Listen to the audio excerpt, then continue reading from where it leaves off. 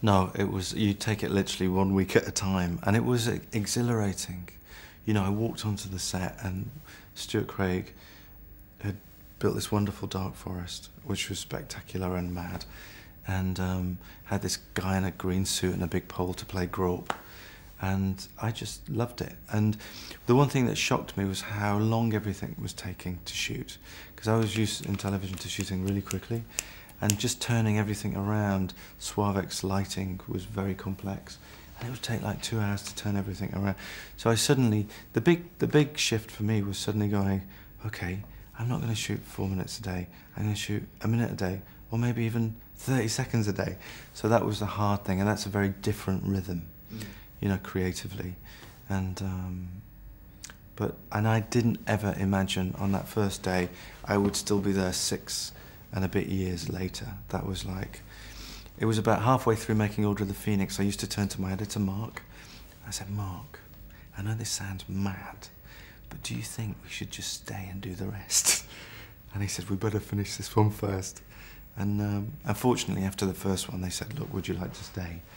And I said, yeah, I'd love to.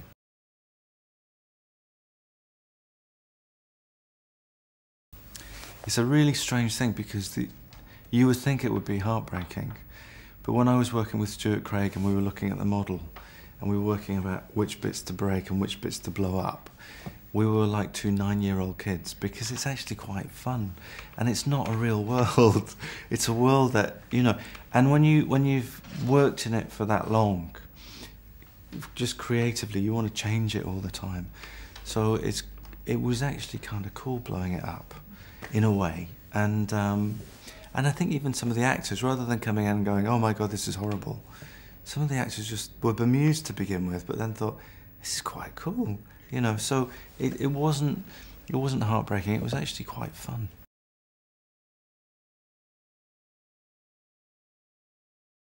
Yeah, it's lots of action, lots of spectacle, and we had to go out with a big bang, basically, and it needed to be big. And I always wanted the screen to feel twice as wide as we could possibly make it. And the 3D, I think, really, the 3Ds really enhance that experience. I've done a 3D that's very deep, that creates added depth, or enhances the depth that we already have.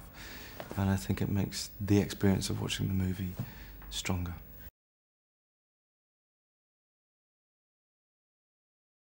I think for the industry, it'll be sort of perceived as a golden time in terms of jobs and opportunities and experience. The great thing about these films is it's given some people the opportunity to have an apprenticeship within a film industry. You know, the BBC used to train people coming through, and unfortunately that doesn't exist anymore. So Potter was like this mini film industry, and we had lots of people who started as runners who ended up as PAs, or ended up in the art department drawing, or ended up dressing sets, or you know, or ended up coordinating post-production. And that's probably, it's a great shame to see that go. And the ambition really is to maybe replace it with something of equal scale, which might not have the same popular reach, because I don't think it will ever make anything that is as globally as popular. I think it's sort of a once-in-a-lifetime thing. Joe Rolling's books are loved around the world. These films have followed, and fans have followed them with great faith. And I think, you know, I think they'll stay around for quite a bit. You know, they'll be there with those other iconographic bits of film history. You know, Dirty Harry with his magnum gun, and Jaws leaping out of the water, and the Wicked Witch of the East from, you know, and Harry will be there with his glasses and his wand, and it'll be part of that iconography, you know, I think.